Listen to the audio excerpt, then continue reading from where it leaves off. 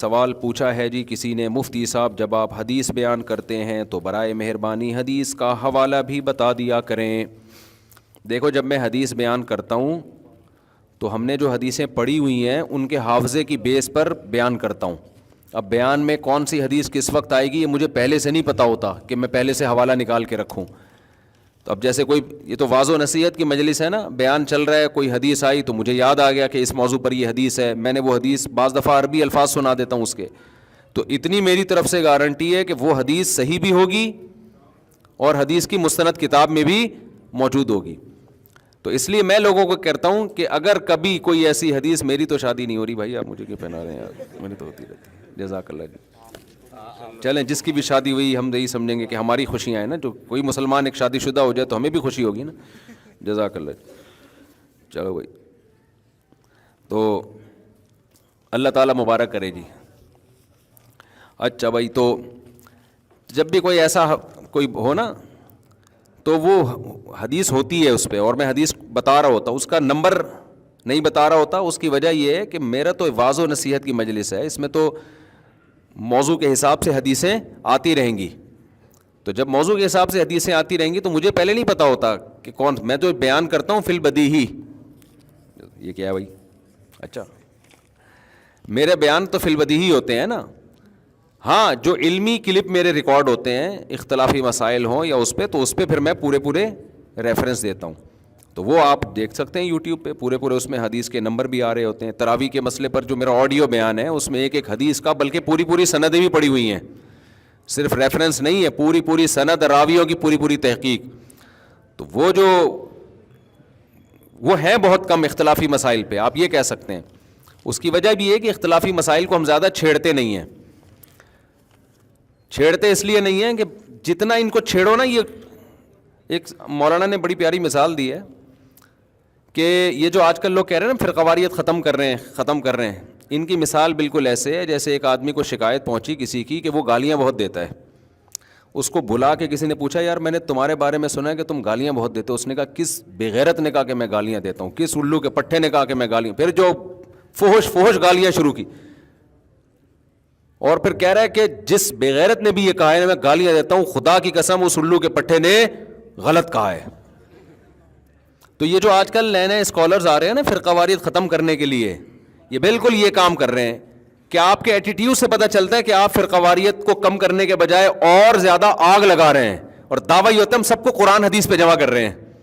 آپ قرآن حدیث پہ جمع نہیں کر رہے، قرآن حدیث پہ جو آپ کی اپنی رائے ہے نا وہ پوری امت پہ تھوپ رہے ہو آپ، اس تھوپنے کو آپ کہہ رہے ہو یہ قرآن حدیث پہ امت جمع ہو رہی ہے۔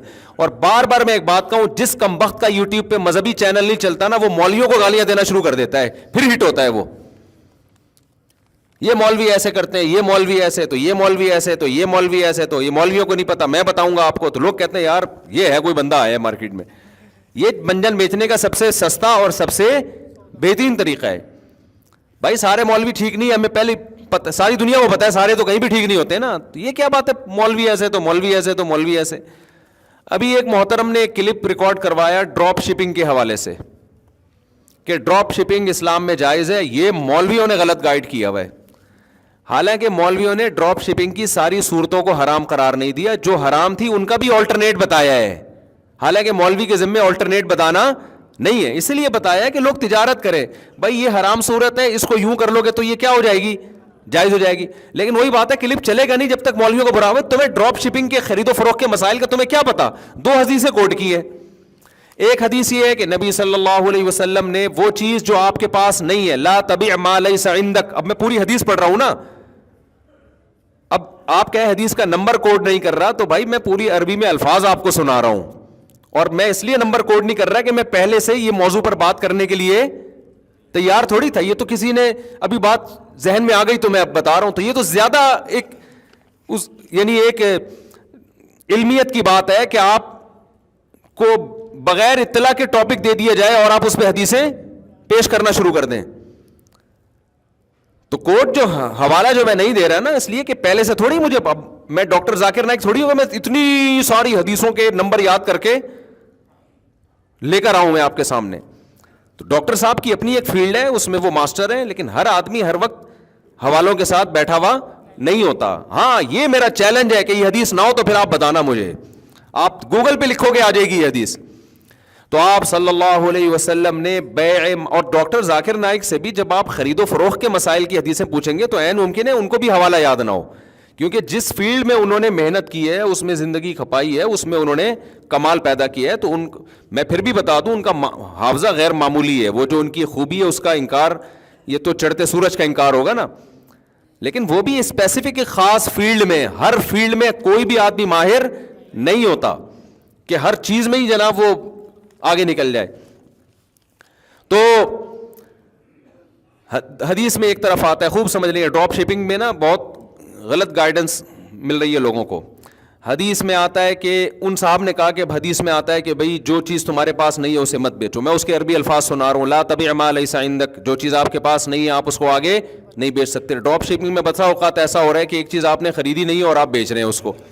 اس بیس پہ علماء کہتے ہیں ڈراپ شپنگ میں یہ والی خرید و فروخت, یہ نہیں کہ ڈراپ شپنگ ہی حرام ہے, ڈراپ شپنگ میں اگر خرید و فروخت کا یہ طریقہ ہوگا تو یہ جائز نہیں ہے. اب ان محترم نے کلپ بنا دیا کہ یہ مولوی یہ والی حدیث گویا شو یہ کیا کہ یہ بتا رہے ہیں, دوسری والی نہیں بتا رہے. دوسری حدیث جس میں آتا ہے کہ ایک صحابی نے عرض کیا, پورے میں مفہوم اپنے الفاظ میں حدیث کا بیان کر رہا ہوں, کہ بیع سلم کہتے ہیں اس خرید و فروخت کو, کہ ایک چیز مارکیٹ میں ہے نہیں. تو صحابہ نے عرض کیا کہ یا رسول اللہ, ہمیں ظاہر ہے ہمیں فصل اگانی ہے, تو ہمارے پاس تو ہمیں ایڈوانس میں پیسہ چاہیے ہوتا ہے, بعد میں فصل اگے گی تو ہم اس کو بیچیں گے. تو آپ صلی اللہ علیہ وسلم نے 6 شرطوں کے ساتھ اس کی اجازت دی کہ ایک چیز آپ کے پاس نہیں ہے. میں اس کو عام مثالوں سے سمجھاتا ہوں. دیکھو ایک آدمی کسان کے پاس جاتا ہے کہ بھائی مجھے پیاز کی اتنی بوریاں چاہیے. کسان کہتا ہے پیاز ابھی اگا ہی نہیں ہے, معدوم ہے نا, معدوم ہے ہی نہیں ابھی. تو کسان کہتا ہے بھائی مجھے ضرورت ہے پیسوں کی, تو آپ ایڈوانس میں اتنے پیسے دے دو تاکہ میں پیاز اگاؤں اور 6 مہینے کے بعد آپ کو اتنی بوریاں پہنچا دوں. یہ معدوم چیز ہے, تو یہ بیع جائز نہیں ہے, لیکن چند شرطوں کے ساتھ نبی صلی اللہ علیہ وسلم نے اس کی اجازت دی. وہ شرطیں یہ ہیں کہ جس چیز کو خریدا جا رہا ہے, نمبر 1 یہ کہ پیمنٹ کیش ہو جائے گی, ساری پیمنٹ آپ کیا کریں گے, دونوں چیزیں ادھار پہ نہیں ہوں گی, ایڈوانس پیمنٹ آپ کو کرنی پڑے گی پہلے. نمبر 2, جو چیز کسان یا کوئی بھی شخص بیچے گا وہ مثلیات میں سے ہو. مثلیات کہتے ہیں ان چیزوں کو بالکل اس جیسی نظیر مارکیٹ میں ملتی ہو. مثال کے طور پر آلو ہے, کوئی متعین تو نہیں ہوتا نا, آپ نے کہا 1 کلو آلو, اس کی آپ جب صفت بیان کر دیں گے تو مارکیٹ میں یہاں نہیں ملا تو وہاں مل جائے گا, وہاں نہیں ملا تو وہاں مل جائے گا. آپ نے کہا بھائی فلاں قسم کا باسمتی چاول میں آپ سے خرید رہا ہوں, اتنی بوریاں چاہیے مجھے, وہ چاول یہاں نہیں ہے تو مارکیٹ میں دوسری جگہ وہ موجود ہو. اس کو کہتے ہیں ذمے میں کوئی چیز آ جائے جس کی مثل ہو. بکرا جو ہے نا, بکرا یا گائے, یہ مثلیات میں سے نہیں ہے. مثلیات کی آسان ڈیفینیشن یہ ہے جو کیل کر کے یا وزن کر کے بکتی ہوں, کیل کر کے یا وزن کر کے. کپڑا جو ہے نا, کپڑا خاص کمپنی کا اور خاص کلر کا, یہ تو مثلیات میں سے ہوگا, لیکن صرف کپڑا آپ نے کہہ دیا تو یہ مثلیات میں سے نہیں ہے. سمجھ رہے ہیں بات کو؟ تو آپ نے یہ جتنی بھی گاجریں ہیں, دالیں ہیں, چاول ہے, یہ ساری مثلیات میں سے ہیں. تو ان میں نبی صلی اللہ علیہ وسلم نے وہ چیز جو ابھی ہے ہی نہیں اس کو بیچنے کی اجازت دی, لیکن آپ صلی اللہ علیہ وسلم نے شرط لگائی کہ الی اجل معلوم, مدت متعین. تو پہلی بات تو یہ اجل ہونی چاہیے. اجل کا مطلب ایک خاص ٹائم کے بعد وہ ڈیلیور کرے گا. ابھی اگر اس کے پاس موجود ہے اور آپ نے اشارہ کر دیا کہ میں یہ تم سے خرید رہا ہوں, تو پھر اس میں یہ بیع سلم جائز نہیں ہے, کیونکہ وہ تو موجود ہے نا, اس کو تو فوراً آپ اٹھا کے دیں. ابھی اس میں یہ ادھار والا معاملہ نہیں چلے گا. تو کیل معلوم ہونا چاہیے, اجل معلوم ہونا چاہیے, اس کی جو صفات ہیں پوری اتنی اچھی طرح ایکسپلین ہو جانی چاہیے کہ بعد میں جب وہ ڈیلیور کرے تو نزاع کا خطرہ بالکل ہو ہی نہیں کہ آپ کیا میں نے تو یہ کہا تھا تم یہ اٹھا کے لے آئے. تو یہ مثلیات میں تو ہوتا ہے, جو چیزیں ہم مثل نہیں ہیں ان میں نہیں ہوتا. سمجھ رہے ہیں بات کو؟ ہم مثل نہیں ہے. جیسے آپ کی مخصوص بائک ہے, 1 سال پرانی ہے, چلا چلا کے آپ نے پرانی کر دی, اس بائک کو جب آپ بیچو گے تو بیع سلم کے طور پہ نہیں بیچ سکتے, کیونکہ اس کو آپ جتنا مرضی ایکسپلین کرو گے بالکل اس جیسی بائک مارکیٹ میں نہیں ہوگی. ہاں 0 میٹر بائک میں بے سلم کر سکتے ہیں, 0 میٹر گاڑی میں بھی بے سلم کر سکتے ہیں. سمجھ میں آ رہی ہے بات؟ 0 میٹر گاڑی, کیونکہ کمپنیوں کی 0 میٹر گاڑیاں آپ ماڈل بتا دیں, رجسٹریشن کا جو سال ہے وہ بتا دیں, تو وہ سب ایک ہی جیسی ہوتی ہیں. تو اس طرح سے بے سلم کی شریعت میں اجازت ہے. یہ خلاف قیاس ہے. تو خلاف قیاس کا مطلب ہوتا ہے جن شرطوں کے ساتھ اجازت ملے گی انہی شرطوں کے ساتھ آپ یہ بے معدوم کر سکتے ہیں, اس کے علاوہ نہیں کر سکتے. تو ان شرطوں میں پوری امت کا اجماع ہے کہ وہ فوراً نہیں ہو, وہ ابھی موجود نہیں ہونی چاہیے, یعنی متعین نہیں ہونی چاہیے. ڈراپ شپنگ میں آپ بے سلم نہیں. ڈراپ شپنگ میں مسئلہ یہ ہے کہ بہت ساری چیزیں جو ابھی آپ کی ملکیت میں نہیں آئی ہیں آپ وہ آگے بیچ رہے ہوتے ہیں. تو اس کا طریقہ شریعت نے یہ بتایا ہے کہ آپ قبضہ کیے بغیر بیچیں نہیں, یا تو بے سلم کریں, اس میں بے سلم کریں. سلم کا مطلب یہ کہ آپ اس سے کہیں بھائی یہ چیز ابھی تمہارے پاس کمپنی کے پاس موجود نہیں ہے, اور بے سلم میں کم سے کم مدت 1 مہینہ ہے. 1 مہینے سے پہلے اگر وہ ڈیلیور کرنے کی وعدہ کر لیتا ہے تو اس میں بے سلم جائز نہیں ہے. سمجھ میں آ رہی ہے بات؟ کیونکہ یہ شریعت نے ایک عام قاعدے سے ہٹ کے ہمیں اجازت دی ہے, تو اس میں اگر وہ 1 مہینے سے پہلے ڈیلیور کر سکتا ہے تو پھر آپ کو 1 مہینے تک انتظار کرنا پڑے گا, کیونکہ معدوم چیز کی بے نہیں, معدوم کہتے ہیں جو موجود ہی نہیں, اس کی بے نہیں ہو سکتی. تو یہ سارے جوئے اور سٹے کی صورتیں روکنے کے لیے شریعت نے پابندیاں لگائی ہیں. تو ان پابندیوں کو گورا فالو نہیں کرتا, آپ کو فالو کرنا پڑے گا. تو آپ نے کیا کرنا ہے کہ اگر سلم کے طریقے پر کسی کمپنی کی گاڑی بک کرانی ہے تو 6 مہینے بعد, 1 مہینے بعد, 2 مہینے بعد آپ بک کرا سکتے ہیں, لیکن پیمنٹ کیا کرنی پڑے گی؟ ایڈوانس میں. ایسا نہیں ہو سکتا پیمنٹ بھی بعد میں اور چیز بھی بعد میں ڈیلیور ہو, یہ نہیں ہو سکتا. دوسرا مثلیات میں ہوگا, جو متعین چیزیں ہوتی ہیں یہ چیز اس میں نہیں ہوتا. ڈراپ شپنگ میں بے سلم بعض صورتوں میں بے سلم بن رہی ہوتی ہے, بعض صورتوں میں بتا رہا ہوتا ہے یہ پروڈکٹ ہے, یہ میں تمہیں بیچ رہا ہوں, تو یہ اس میں آپ بے سلم کے طور پر اس کو نہیں خرید سکتے کیونکہ وہ تو متعین ہے. اس میں اگر آپ نے خرید کے آگے بیچ دیا تو یہ سمجھا جائے گا معدوم چیز کو بیچ رہے ہیں, وہ چیز جس کے آپ مالک نہیں بنے. اور صرف مالک بننا بھی ضروری نہیں ہے, اس کا قبضہ ہونا بھی ضروری ہے. تو آپ اس کو خریدیں, خریدنے کے بعد قبضہ کریں, قبضے کے بعد آگے بیچیں گے آپ اس کو. سمجھ میں آ رہی ہے بات کہ نہیں آ رہی؟ اس سے پہلے آپ کے لیے بیچنا جائز نہیں ہے, بیچ دیا تو پروفٹ حلال نہیں ہے آپ کے لیے. اچھا, یہ جو محترم آئے ہیں مارکیٹ میں, انہوں نے کہا کہ یہ مولوی لوگ حدیث کو گویا سمجھے نہیں ہے. حدیث میں جو آتا ہے نا کہ جو چیز تمہارے قبضے میں, یہ میں اس پہ پراپر وے میں نا کلپ ریکارڈ کرواؤں گا, کیونکہ ابھی یہ جمعے کا بیان ہے اور موضوع بھی خشک ہے نا خرید و فروخت کے مسائل کا, تو یہ لوگوں کے زیادہ تر اوپر سے ہی گزر جاتا ہے. تو میں پراپر ڈراپ شپنگ کے جتنے شرعی احکام ہیں میں پراپر انشاءاللہ اس پہ کلپ ریکارڈ کرواؤں گا. اور یہ بات دماغ سے نکال دیں, بعض لوگ مولویوں کے خلاف ذہن بنا رہے ہیں کہ انہوں نے ہر چیز کو حرام قرار دیا ہوا ہے, یہ چاہتے ہی نہیں کہ لوگ پیسہ کمائیں, مسلمان ترقی میں پیچھے پڑ جائیں. جب یہ کرپٹو کرنسی آئے نا, اتنا لوگوں نے ہم پہ دباؤ ڈالا کہ ہم اس کو فرض قرار دیں, حلال نہیں بلکہ اس کی خرید و فروخت کو فرض قرار دیں ہم. اور تانے دیے جا رہے تھے کہ ابے یہ تجارت میں لوگوں کو پیچھے دھکیل رہے ہیں, یہ یوں کر رہے ہیں, یہ دیکھو یہ چاہتے ہی نہیں یہ لوگ پیسہ کمائیں, خود تو یوٹیوب سے پیسے کماتے ہیں چینل بنا بنا کے اور دوسروں کو منع کیا ہوا. اتنے تانے. آج وہ جو کرپٹو کرنسی کے بڑے بڑے وہ تھے نا جو گن پوائنٹ پہ ہم سے کہہ رہے تھے کہ اس کو کرو کہ یہ حلال ہے, حالانکہ ہمیں نہ حلال کہنے میں فائدہ نہ حرام کہنے میں. تو آج جب کرپٹو کرنسی ان کو لے کے ڈوبی ہے نا, تو آج وہ الٹا تانے دے رہے ہیں کہ یہ مولوی لوگ اس کو شروع سے حرام کیوں نہیں کہتے تھے. تو جس کا جو مفاد ہوتا ہے مولویوں پہ لا کے تھوپنا شروع کر دیتا ہے وہ. تو یہ جو نبی صلی اللہ علیہ وسلم نے وہ چیز جو آپ کے پاس نہیں ہے اسے بیچنے سے منع کیا, تو محترم اس کی وجہ یہ بتا رہے ہیں کہ ایکچولی اس میں آپ کو نقصان کا خطرہ ہے. آپ وہاں سے خریدو گے پتہ نہیں کس ریٹ پہ ملے, آپ نے کسی اور سے کسی اور ریٹ کا وعدہ کر لیا تو ایکچولی یوں ہو جائے گا. تو اس لیے آج کل تو ایسا نہیں ہے, کمپنیوں کے ریٹ متعین ہے, آپ کو پتہ ہے جب جاؤں گا مارکیٹ میں مل جائے گی. تو اس لیے آج کل یہ بے معدوم بھی جائز ہے. یہ محترم نے لاجک ہی غلط پیش کی ہے. خوب سمجھ لو, جو چیز نہیں ہے اس کو بیچنا صرف اس لیے حرام نہیں ہے کہ بعد میں دھوکے کا خطرہ ہے, اس کی بڑی وجہ یہ ہے کہ جس چیز کا آپ رسک نہیں لیتے اسلام اس پہ پروفٹ کمانے کی بھی آپ کو اجازت نہیں دیتا. یہ اصل لاجک ہے.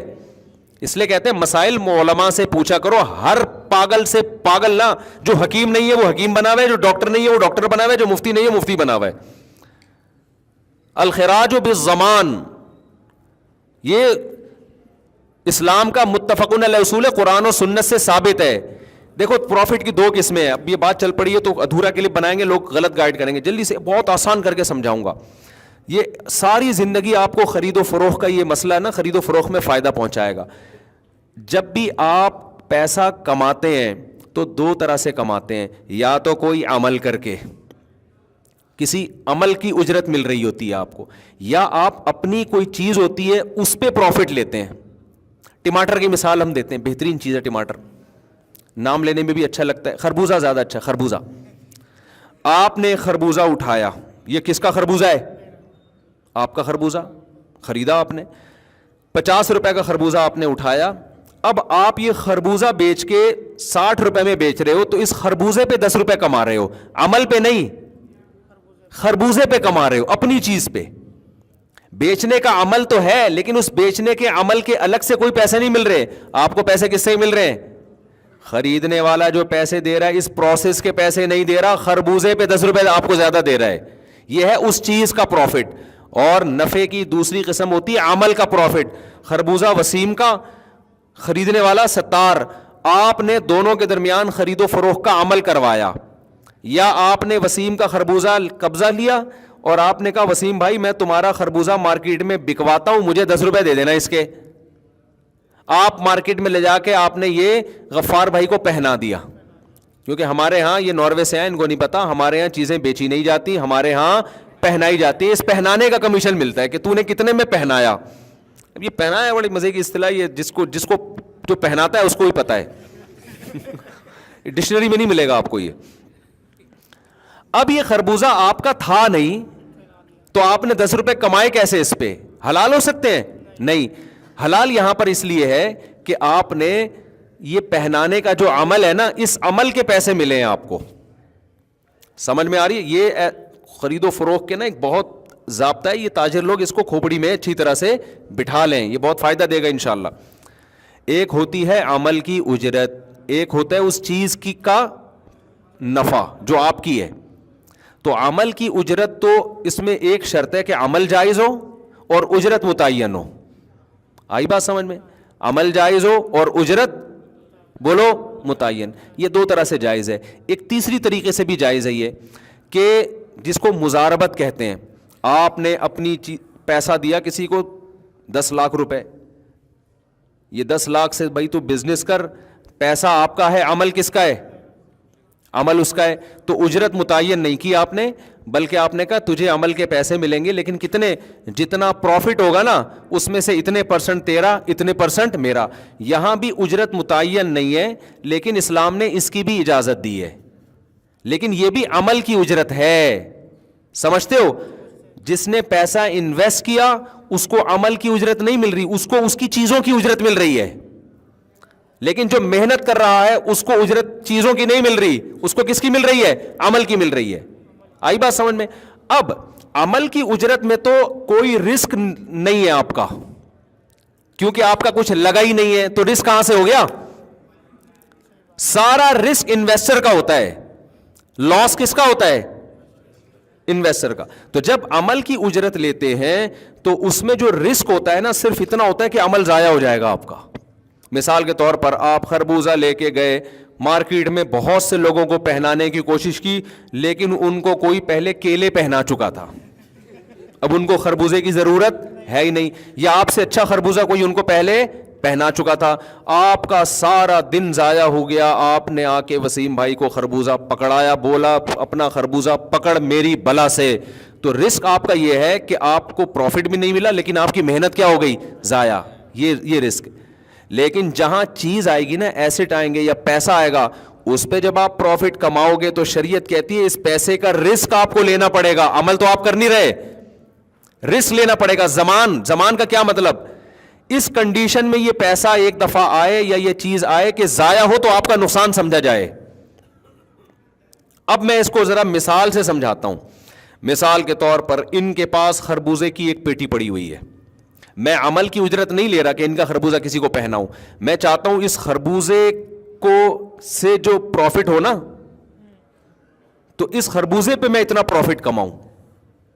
تو شریعت کہتی ہے کہ یہ خربوزہ پہلے آپ اپنے قبضے میں لیں گے, اس کے بعد آگے کسی کو بیچیں گے. کیوں؟ اپنے قبضے میں لینے کا فائدہ یہ ہوگا, چاہے ایک سیکنڈ کے لیے قبضے میں آئے, کہ اس دوران یہ ہلاک ہو گیا تو نقصان کس کا ہوگا؟ آپ کا ہوگا. اس کنڈیشن میں آنا ضروری ہے, کیونکہ جس چیز کی ہلاکت کا رسک آپ نہیں لیتے اس پہ پروفٹ بھی آپ نہیں کما سکتے. بات آ رہی ہے سمجھ میں؟ اب دیکھو خربوزہ ان کے پاس پڑا ہوا ہے, یہ ہے وسیم بھائی, فرض آپ کا نام کیا ہے؟ عبد الرؤف بھائی ہے, چشمہ لگایا ہوا ہے انہوں نے, خربوزہ ان کے پاس پڑا ہوا ہے, ایک پیٹی پڑی ہوئی ہے. میں آ گیا جی مارکیٹ میں, میرا 1 روپیہ بھی نہیں لگا, میری کوئی محنت بھی نہیں. میں نے کیا کیا, آپ کا نام کیا ہے حضرت؟ علی حیدر بھائی سے میں نے کہا کہ علی حیدر بھائی میں آپ کو خربوزے کی ایک پیٹی بیچ رہا ہوں. اچھا میں نے ان سے پوچھا بھائی یہ 500 روپے کا خربوزہ ہے, 500 روپے کی پیٹی ہے. انہوں نے کہا 500 کی ملتی نہیں ہے, لیکن چلو فرض کر لیتے ہیں نا, 500 کی پیٹی ہے. میں نے کہا یار ٹھیک ہے جی 500 کی پیٹی ہے نا. یہ بیچارہ خربوزے کی پیٹی لے کے بیٹھا ہوا ہے, کوئی آسمانی آفت آتی ہے اس کی ٹینشن, اس میں کیڑا لگ جاتا ہے اس کی ٹینشن, مارکیٹ سے یہ لے کر آیا, سب کچھ اگایا اس نے یا جو بھی کیا, ساری ٹینشن اس نے لی ہے. میں بیچ میں گنا بن کے آیا, میں نے کہا بھائی ٹینشن فری لائف گزارو. میں نے کہا کہ بھائی آپ کو میں خربوزہ بیچ رہا ہوں, بتا کتنے کا؟ آپ نے کہا بھائی ٹھیک ہے میں 600 میں لوں گا. مجھے 100 روپے کا سیدھا سیدھا پروفٹ مل رہا ہے. میں نے کیا کیا, میں نے جب یہاں سے پتہ چل گیا, میں نے ان کو بیچ دیا وہ, اور کہا آپ کے گھر پہنچا رہے ہیں ہم. آپ کے گھر کیا کر رہے ہیں ہم؟ پہنچا رہے. اس کو میں نے بولا تو اٹھا کے ڈائریکٹ ان کے گھر پہنچا دے. اب یہ جو لے کے جائے گا نا راستے میں, سارا رسک کس کا ہے؟ اس کا ہے. سارا رسک کس کا ہے؟ اس کا ہے. یہ جب وہاں جا کے پہنچائے گا مجھے کوئی ٹینشن نہیں ہوگی, میں آرام سے بیٹھا ہوا ہوں. اس میں کیڑا نکل آئے, اس میں کوئی مسئلہ ہو جائے, اس میں کوئی جالی نکلے, سارا رسک کس کا ہے؟ میں نے تو یہاں سے بھرنا ہے. تو شریعت کہتی ہے بیچ میں گھنا بن کے کیوں پیسے کما رہے ہیں؟ اس سے پیسے کی تقسیم میں اعتدال نہیں رہتا. کچھ لوگ بیچ میں رسک اٹھائے بغیر گھستے ہیں, اس سے چیزوں کی ویلیو خام خام میں بڑھتی ہے, اور رسک لینے کے لیے وہ تیار نہیں ہوتے. اس سے کئی لا یکون دولتم بین الاغنیاء منکم, جو اسلام چاہتا ہے دولت کی تقسیم منصفانہ ہو, اس منصفانہ تقسیم میں بہت بڑا ایک دھچکا لگتا ہے. اسلام نے مجھے یہ پابند کیا ہے بھائی یا تو کمیشن ایجنٹ بن جا, سیدھا سیدھا اس کو بول کہ بھائی میں تمہارا خربوزہ بکواؤں گا, اس کو میں اس بکوانے کے عمل کے اتنے پیسے لوں گا, فی خربوزہ لوں گا یا متعین کمیشن لوں گا, لیکن سارا رسک تمہارا ہوگا, تم بری ذمہ نہیں ہو سکتے. تو وہ سوچ لے کہ میں رسک اٹھانے کے لیے تیار ہوں اور اس کو فری پھوکٹ میں 10 روپے دینے کے لیے تیار ہوں یا نہیں, ورنہ مجھے کیا ضرورت, میں خود ہی کسٹمر تلاش کر لوں گا. آئی بات سمجھ میں؟ یا پھر یہ ہے کہ میں یہ کہتا ہوں کہ بھائی آپ اس سے میرا کوئی لنک ہی نہیں ہے, میں ان کو کہتا ہوں کہ تمہیں خربوزے کی پیٹی چاہیے نا, میں دلا دوں گا. میں چاہ ہی نہیں رہا کہ میں کسی کا کمیشن ایجنٹ بنوں, یا کیونکہ اس صورت میں نا یہ تیار نہیں ہوگا, یہ کہے گا بھائی یہاں سے اٹھا کے میں پہنچاؤں, رسک میں لوں, ایسا نہیں ہو سکتا. میں تمہارے کسٹمر کو دے رہا ہوں تو رسک تم نے لینا ہے, سارا مسئلہ رسک کا ہے. تو اسلام یہ کہتا ہے کہ جب آپ نے یہاں سے خریدا ہے تو آپ قبضے میں, صرف خریدنا بھی کافی نہیں ہے, قبضے میں لیں گے. اور قبضہ میں اتنا ضروری ہے کہ رسک ٹرانسفر ہو جائے. قبضے میں یہ ضروری نہیں کہ میں اٹھا کے اپنی جیب میں رکھوں, قبضے میں یہ بھی ہے کہ خربوزے کی پیٹی یہ نکال کے الگ کر دے کہ بھئی یہ پیٹی عام پیٹیوں سے ممتاز ہو گئی, جدا ہو گئی. اب مفتی صاحب کچھ بھی ہو گیا نا, یہ نقصان کس کا ہے؟ آپ کا مال یہاں سائڈ پہ لگا ہوا ہے, میں جانوں آپ جانیں, یہ ہم نے آپ کا باپ بندہ بیچ کے اٹھاؤ نہیں اٹھا. اس دوران اگر میں بیچ دیتا ہوں تو جائز ہے. کیوں؟ جب اس نے نکال کے وہ آٹے کی تھیلی, یہ خربوزے کی پیٹی الگ کر دی اور بتا دیا کہ آپ کا یہ مال پڑا ہوا ہے عام خربوزوں سے کیا ہے, الگ ہے. جب تک عام خربوزوں میں مکس تھا تو ہم کیسے, نقصان ہوگا تو کیسے پتہ چلائیں گے کہ اس کا نقصان ہوا ہے کہ اس کا نقصان ہوا ہے؟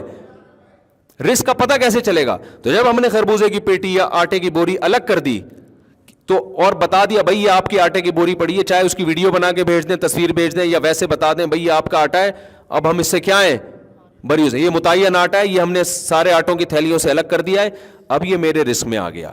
اب آگے میں بیچوں گا تو میرے لیے شرعاً بیچنا کیا ہے, جائز ہے. عمل کے پیسے نہیں لے رہا, اس پروڈکٹ پہ میں کمیشن لے رہا ہوں. تو پروڈکٹ پہ کمیشن اس وقت تک نہیں لے سکتے جب تک وہ پروڈکٹ آپ کے زمان میں داخل نہ ہو جائے, اس کا رسک آپ اٹھائیں گے, وہ نہیں اٹھائے گا. تو ڈراپ شپنگ میں جب تک یہ زمان ٹرانسفر نہیں ہوتا اس وقت تک آپ کے لیے اس کو آگے بیچنا جائز نہیں ہے. سمجھتے ہو؟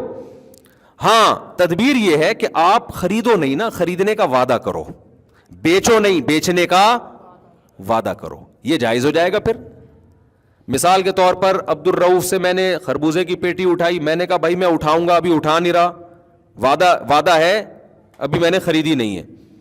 پھر میں نے ان سے کہا بھائی میں اتنے کا خربوزہ بیچ رہا ہوں, بتا بھائی خریدے گا؟ وہ کہ ہاں خریدوں گا. خریدا نہیں ہے, خریدنے کا وعدہ کرے.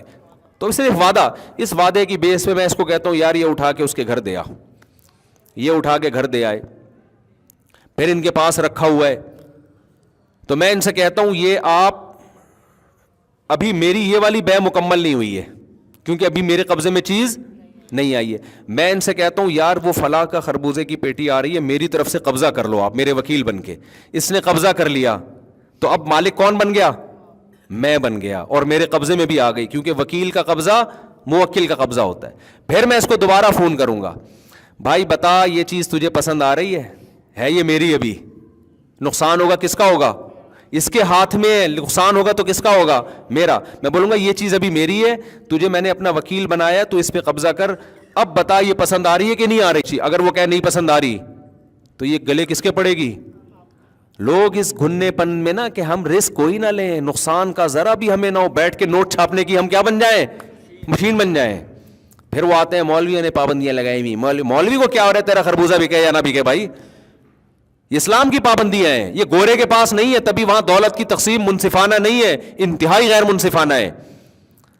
تو اب میں ان کو فون کروں گا, آپ کا کیا نام تھا؟ علی حیدر صاحب کو میں فون کروں گا, خربوزے کی پیٹی پہنچ گئی؟ ہاں جی پہنچ گئی. آپ نے میری طرف سے قبضہ کر لیا؟ ہاں جی قبضہ کر لیا. یہ میری پیٹی ہے, آپ کی پیٹی نہیں ہے, اس کو ذرا سنبھال کے رکھیے گا. اچھا آپ بتائیں خرید رہے ہیں؟ کہ میں نہیں خرید رہا. تو یہ لالے پڑ جائیں گے کس کو؟ میں کہوں گا تیرا باپ بھی خریدے گا. ٹھیک ہے, کچھ بھی کہہ سکتے ہیں, دھمکیاں دے سکتے ہیں, جب تک یہ خریدے گا نہیں. یہ نقصان, یہ رسک کس کا ہے؟ میرا رسک ہے. تو پھر اگلی بے ہوگی کہ بھائی یہ پسند آیا؟ ہاں جی پسند آیا. ٹھیک ہے بتاؤ خریدتے ہو؟ ہاں جی میں نے آپ سے یہ 600 کی خریدی, مال بالکل ٹھیک ہے, میں نے آپ کو بیچی. ڈراپ شپنگ والے اکثر یہ کہہ رہے ہوتے ہیں کہ ہم اس کو اگر وہ واپس کر دے تو ہم واپس لے لیتے ہیں. اتنا کافی نہیں ہے. دیکھو وہ جو واپس لیتے ہیں نا, وہ بکنے کے بعد واپسی کا آپشن ایک الگ چیز ہے, بکنے سے پہلے واپسی کا آپشن ہونا چاہیے. اس کو دکھا کے آپ سودا ڈن کریں کہ اب, اور دکھا کے بھی نہیں, اس کو پکڑائیں, اس کو بتائیں کہ آپ میرا وکیل بن کے قبضہ کر رہے ہو. یہ سب چیزیں نہیں ہو رہی ہوتی, سمجھتے ہو؟ تو یہ کرنا پڑے گا. اور آسان حل اس کا یہ کہ آپ کمیشن ایجنٹ بن جائیں. سیدھا سیدھا آپ عبد الرؤوف سے بولیں کہ عبد الرؤوف بھائی میں تمہارا خربوزہ علی حیدر کو بکواؤں گا, اور میں تمہارے لیے کسٹمر لے کر آؤں گا, فی خربوزہ مجھے اتنا پروفٹ چاہیے. ٹھیک ہے نا, 500 کی پیٹی ہوگی تو مجھے 100 روپے اس میں چاہیے. علی حیدر بھائی بولتے ہیں ٹھیک ہے یار میرے پاس تو ٹائم نہیں ہے کسٹمر کا, تم انٹرنیٹ پہ تمہیں کسٹمر بہت ملتے ہیں, ان کو میں نے خربوزے کی تصویر دی, ہاں بھائی پسند ہے, خربوزہ ان کا ہے, اور یہ ساری ڈیلیوری چارجز بھی ان کے ہوں گے, رسک بھی یہ لیں گے, ان کو میں نے پہلے بتا دیا.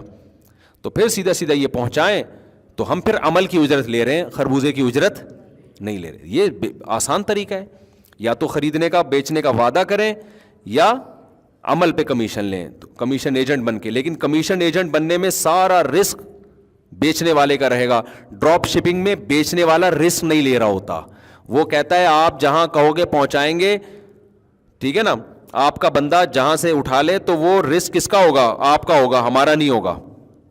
اگر وہ رسک اپنا لے رہا ہے تو ٹھیک ہے, لیکن پھر اس میں آپ کسٹمر کو یہ بتاؤ گے کہ میں کسی کی طرف سے, یعنی موکل کو یہ بتاؤ گے جس کے آپ وکیل بن رہے ہو کہ میں آپ کا مال بکوانے کے پیسے لے رہا ہوں, اور جب تک یہ وہاں ڈیلیور نہیں ہو جاتا سارا رسک آپ کا ہوگا. تو یہ ایکسپلین جب تک میں اس کو انشاءاللہ, ابھی تو جمعے کا بیان ہے نا, تو اس میں ہم چیزیں مرتب کر کے نہیں ہے. ڈراپ شپنگ پہ میں پوری ڈیٹیل کے ساتھ انشاءاللہ کلپ ریکارڈ کرواؤں گا, اس کے شرعی احکام کیا کیا ہیں وہ ذرا آسانی سے سمجھ میں آ جائیں گے انشاءاللہ. صلو علی الحبیب. جلدی سے سوال دے دو. اور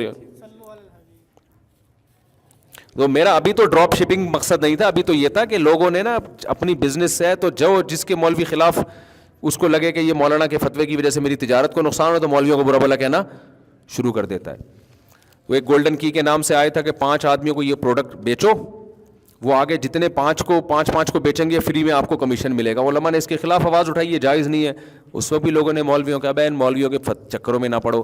او بھائی آپ کو تو فائدہ ہو رہا ہے, آخر میں جو بندے بچیں گے نا, جن کو آگے 5 آدمی پہنانے والے ملیں گے ہی نہیں, ان کا بیڑا غرق ہو جائے گا. تو اسلام کی پابندیاں انسانیت کے فائدے کے لیے ہوتی ہیں, مولویوں کے فائدے کے لیے یا مولویوں کے نقصان کے لیے نہیں ہوتی. سمجھتے ہو؟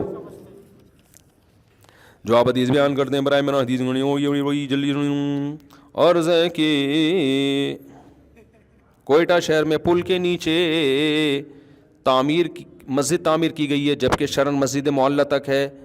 آیا اس میں نماز پڑھنا جائز ہے؟ اس میں 5 وقت نماز ہو رہی ہے، جمعہ بھی ہو رہا ہے. دیکھو جب مسجد ایک ہوا میں یعنی زمین پہ تیار ہوتی ہے، اوپر کوئی عمارت نہ ہو، تو جب زمین خریدی جائے گی نا تو وہ تو عرش معلیٰ تک ہوگی. لیکن اگر پہلے سے کوئی تعمیر پہلے موجود ہے، وہ پہلے کر لی تعمیر، پھر جب نیچے مسجد بن رہی ہے تو وہ تعمیر خود بخود اس سے خارج ہوتی ہے. مثال کے طور پر آپ نے کہیں زمین لی اور وقف کر دی مسجد کے لیے، اب اوپر تعمیر نہیں ہو سکتی، اس کے ہوگی تو مسجد ہی کے لیے ہوگی. لیکن آپ نے کیا کیا، زمین لے کر وقف نہیں کی، آپ نے کہا ہم مسجد یا مسجد سے متعلقہ چیزیں اس پہ بنائیں گے، ابھی وقف نہیں کی ہے. مسجد لی اور اوپر پہلے دکانیں بنا دی آپ نے کہ یار مسجد کی تعمیر کے لیے، مسجد کے جو اخراجات پورے کرنے کے لیے ہم اوپر دکانیں بنا دیں. پہلے دکانیں بنا دیں، اوپر گھر بنا دیے، جو مرضی بناتے رہیں. وقف بعد میں کریں آپ کے، وقف یہ کیا ہے، یہ نیچے کا حصہ وقف ہے. تو اب اوپر تعمیر کیا ہوگی، وہ جو بنی ہوئی وہ جائز ہوگی. تو پل چونکہ پہلے سے بنا ہوا ہے، کوئٹہ میں جہاں بھی یہ مسجد کی بات کر رہے ہیں، پل پہلے سے کیا ہے، بنا ہوا ہے، تو اس کے نیچے جب مسجد بنے گی تو پل والا حصہ خود بخود پہلے سے خارج ہوگا. تو لہذا وہ شرعاً درست مسجد ہے، اس میں نماز جائز ہے اگر کسی نے وقف کر دی. آپ نے کہا تھا کہ گھر سے زیادہ کاروبار بہتر ہے، میں نے گھر بیچ دیا، اب کاروبار بھی کوئی بتائیں. لو بھیا اللہ کے بندو، کاروبار میں تو یہ بتایا کاروبار بہتر ہے، کون سا بہتر ہے آپ کے لیے، کیا سوٹیبل ہے، یہ تو کاروباری لوگ بتائیں گے، میں تھوڑی بتاؤں گا. اور کاروباری لوگ بھی نہیں بتائیں گے کیونکہ وہ بھی نہیں بتاتے. کون چاہتا ہے کہ یہ بھی کاروبار کر کے مالدار بن جائے؟ اگر کوئی بتائیں گے. ایک صاحب پرسوں میرے پاس آئے، کہنے لگے ایک اسٹیٹ ایجنٹ نے مفتی صاحب مجھے پلاٹ بتایا ہے، وہ کہہ رہے 15-20 لاکھ روپے لگاؤ، اتنا پروفٹ دے گا نا اس میں، فائدہ کہ آپ کی سوچ سے بھی زیادہ. میں نے کہا بالکل بھی مت لگاؤ. میرا ان صاحب سے باقاعدہ پڈا ہوا، مجھے بار بار کہہ رہے ہیں کہ یار میں اپنا لگا رہے تھے، حالانکہ میرے پیسے نہیں لگا رہے. وہ کہہ رہے ہیں وہ اسٹیٹ ایجنٹ نے مجھے بتایا اتنی بہترین لوکیشن ہے، آپ خود جا کے تحقیق کر لیں. اور میں نے کہا بھائی اگر اسٹیٹ ایجنٹ یہ کہہ رہا ہے نا کہ یہاں لگاؤ بہت فائدہ ہے، تو اس کا مطلب یہاں تو بالکل بھی فائدہ نہیں ہے. وہ کہہ رہے یار آپ کیسی باتیں کر رہے ہو. میں نے کہا آپ کیسی باتیں کر رہے ہو، مجھے تو یہ سمجھ میں نہیں آ رہا. اگر اتنا ہے تو خود کے کیوں نہیں لگا رہا؟ انہوں نے کہا اصل میں اس کے پاس پیسے نہیں ہوں گے. او بھائی 10-15 لاکھ روپے اسٹیٹ ایجنٹ کے لیے کلیکٹ کرنا کوئی مشکل نہیں ہے، اتنا پروفٹ کے ڈبل دے کے چلے جائے گا. لوگوں کی سمجھ میں ہی نہیں آ رہی یہ باتیں. ہم بھائی آپ کو ہر آدمی اپنا منجن بیچ رہا ہے آپ کے فائدے کے لیے. کوئی پاگل ہی ہوگا جو آپ کو مشورہ دے گا. ابا مشورے نہیں دے رہے آج کل سوری ابا تو دے رہے لیکن وہ ابا جو بیان نہیں سن رہے.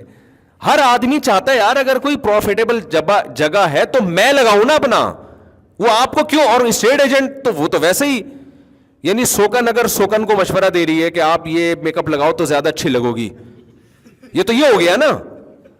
اس کا مطلب بھائی وہ ڈسٹیمپر وہ ڈیزل لگوا رہی ہے، وہ گریس، وہ میک اپ کی جگہ کیا ہے سوکن کو مشورہ دے کہ تم یہ والا میک اپ لگاؤ تو تم زیادہ خوبصورت لگو گی. بھائی یہ تو سوکن کو چاہیے یہ والا تو اب لگائے ہی نہیں. ٹھیک ہے. تو اسٹیٹ ایجنٹ تو خود وہاں پراپرٹی پہ پیسہ کمانے کے لیے بیٹھا ہوا ہے. وہ پبلک کو مشورہ دے کہ یہاں لگا دو تو پروفٹ زیادہ ہوگا، تو وہ تو بیوقوف ہے بھائی. وہ اپنا پروفٹ کمائے گا، وہ آپ سے ادھار لے لے گا. وہ اصل میں ہو یہ رہا ہے کہ ہو سکتا ہے پروفٹ ہو اس میں زیادہ لیکن رسک بھی زیادہ ہوگا. تو وہ چاہ رہا ہوگا یار وسیم بھائی کے لگوا دو، ڈوب گئے تو ان کے ڈوبیں گے، پروفٹ ہو گیا تو دونوں کا پروفٹ، میرا کمیشن ان کا پروفٹ. ہاں چند اسٹیٹ ایجنٹ ہیں جو اچھے بھی ہیں لیکن بہت تھوڑے ہیں، وہ بہت ہی مارکیٹ میں آٹے میں نمک کے برابر ہیں، ورنہ میجورٹی ایسی تھوڑی ہے. تو وہی ہوا 3-4 سال پہلے مزاربت، چند سال پہلے نا وہی صاحب ان کے کوئی ریلیٹیو تھے مزاربت میں پیسہ لگا رہے تھے. نہیں وہ جو مزاربت اسکینڈل چلا ہے نا کہ جی اتنے بڑے مفتی صاحب ہیں، وہ مفتی صاحب تو غلط نہیں ہو سکتے، وہ تو فلاں مدرسے کے ہیں، وہ تو فلاں مدرسے کے، اور پیسہ آنا شروع اور اتنا آ رہا ہے اتنا جا رہا ہے. میں چیخ رہا تھا اس وقت، لوگوں کو بتا رہا تھا بھائی یہ فراڈ ہے، خدا کی لیے نہیں لگاؤ پیسے، ڈوب جائیں گے. اتنا کوئی نہیں کما کے دے سکتا کہ اتنے پیسے لے رہا ہو اور اتنے لوٹا رہا ہو. لیکن ہوس انسان کو اندھا کر دیتی ہے. ہمارے جامع رشید میں بھی آئے وہ، میں نے کہا بھائی میں تو اس مجلس میں ہی نہیں بیٹھوں گا. وہ پارک میں لے کے نا علماء کو بیٹھ گئے کہ یوں ہے. ان کا کوئی نمائندہ آیا تھا، وہ سب اکثر زیادہ تر علماء ارے بھائی یہ زبردست. میں نے کہا بھائی ہمیں تجربے ہیں, ہم اللہ کا شکر ہے نیک لوگوں کو پیسے دے کے الحمدللہ ہاتھ جھاڑ کے بیٹھ چکے ہیں. سارے نمازیوں کو داڑھی والوں ہی کو ہم نے دیے ہیں. جو لے رہا ہوتا ہے نا اس وقت بڑے سرخ آپ کو جنت کے باغ دکھائے گا. اور یاد رکھو جو کما کے دے رہا ہے نا وہ زیادہ ڈینجرس ہے, کیونکہ وہ دے کے اعتماد بحال کر کے بڑا گیم کھیلنا چاہتا ہے. میں تو آپ کو بتاؤں کسی کو پیسے دوں نا, تھوڑے پیسے دیے لے کے بھاگ جائے, اللہ کا شکر ادا کرتا ہوں کہ شکر ہے ان پیسوں میں مجھے یہ پتا چل گیا کہ یہ ابھی اس کی ایک اور مثال دیتا ہوں. اس رمضان میں نے کھجور کا بزنس کیا. یہ بھی جو رمضان گزرا ہے نا, میری اپنی کمپنی میں نام نہیں بتاتا لوگوں کو تاکہ اس کو میں کیش نہیں کرانا چاہتا نا اپنے نام کے ساتھ. تو میں مختلف بزنس کے تجربے کرتا رہتا ہوں. سب سے اچھا بزنس جو جس کے پاس ٹائم نہیں ہے نا اس کے لیے پراپرٹی کا ہے. یہ خوب سمجھ لو, جس کے پاس ہمارے جیسے آدمی جن کے پاس بزنس کا ٹائم نہیں ہے تو ان کے لیے سب سے اچھا بزنس کیا ہے؟ پراپرٹی کا. لیکن اسٹیٹ ایجنٹ کوئی بہت ہی 100 میں کوئی ایک ایماندار مل جائے تو اچھی بات ہے, نہیں تو خود جا کے آدمی جو پلاٹ نہیں بک رہا نا اس کو خریدنے کی کوشش کرو, جو نہیں بیچ رہا. صحیح ہے نا, کیونکہ جو آدمی پلاٹ نہیں بیچ رہا ہوتا قیمتی اکثر وہی ہوتا ہے, اکثر, زیادہ ہمیشہ نہیں. جو بیچ رہا ہوتا ہے اس کا مطلب وہ جان چھڑانے کے موڈ میں. لیکن یہ قاعدہ کلیہ نہیں ہے. مطلب یہ ہے کہ آپ خود سے جا کے کرو تو پھر اس میں ایک سفید کالر کے ساتھ آدمی اچھا بزنس کر سکتا ہے. تو ہمیں ہوتا رہا کہ یار اب کوئی اور بزنس کریں, تو ہمیں ہوا کہ جی ہم کھجور کا کرتے ہیں. ہمارے ایک دوست تھے, میں نے ان سے رابطہ کیا, بہت وہ آدمی ایماندار ہے. لوگ ہوتے نہیں ہیں لیکن میں نے بتایا نا 100 میں ایک آدھ ایماندار بھی ہوتا ہے. تو میں نے ان کو بولا کہ بھائی میرے پاس تو ٹائم نہیں ہے, یہ اتنے لاکھ روپے آپ پکڑو, رمضان میں کھجور دے دنا دن. کھجور تو اتنی بکتی ہے مارکیٹ میں کہ دے دنا دن. سب سمجھا رہے ہیں مفتی صاحب کیا پلاٹوں میں, رمضان کھجور کا ہے بھائی, رمضان میں کیا بکے گا؟ کھجور. میں نے اس کے ذمے لگایا, میں نے کہا سارا پیسہ میرا, ساری ٹینشن تیری, میرے پاس ٹائم نہیں ہے. یہ پیسہ چند لاکھ روپے میں نے ان کو پکڑائے بھائی تم نے, اور وہ بندہ بھی ایماندار ہے, محنتی بھی ہے. انہوں نے جناب سروے کیا, جی کھجور اتنے کی ملتی ہے فلانے, تو بڑا مال اٹھا لیا نا کھجور کا سستے میں, بہت بڑی کوانٹٹی میں. یہ پورا ہم نے کرائے کا گھر لیا ہوا, کمرہ بھر گیا اس کھجوروں سے. اور دے دنادن مزدور آ رہے ہیں, پیکنگ, ہاں بھائی ڈبے کیا ہو رہے ہیں, کھجوروں کی پیکنگ ہو رہی ہے. ہم جا کے نا چیک کر رہے ہیں, جا کے میرا اسٹائل وہاں جا کے, کام صحیح ہو رہا ہے؟ ہاں بھائی ابھی میرے ٹائم نہیں ہے, میں ذرا مسئلہ بتانے جا رہا ہوں, بیان ہے میرا, میں جا رہا ہوں. کام صحیح ہو رہا ہے بھائی. ہمیں لگا کہ رمضان کے بعد ایک ریوو اور ہو جائے گی میرے پاس, بس ایک ریوو کیا ہو جائے گی, ہو رہی. اب جناب انٹرنیٹ پر اس کی پبلسٹی ہو رہی ہے, بھائی دے دنادن. بھائی ہمارے ریٹ پہ کوئی لے ہی نہیں رہا. ابے ہم نے کہا یہ کیوں نہیں لے رہا یار, ہم تو اتنا سستا اتنا اچھا.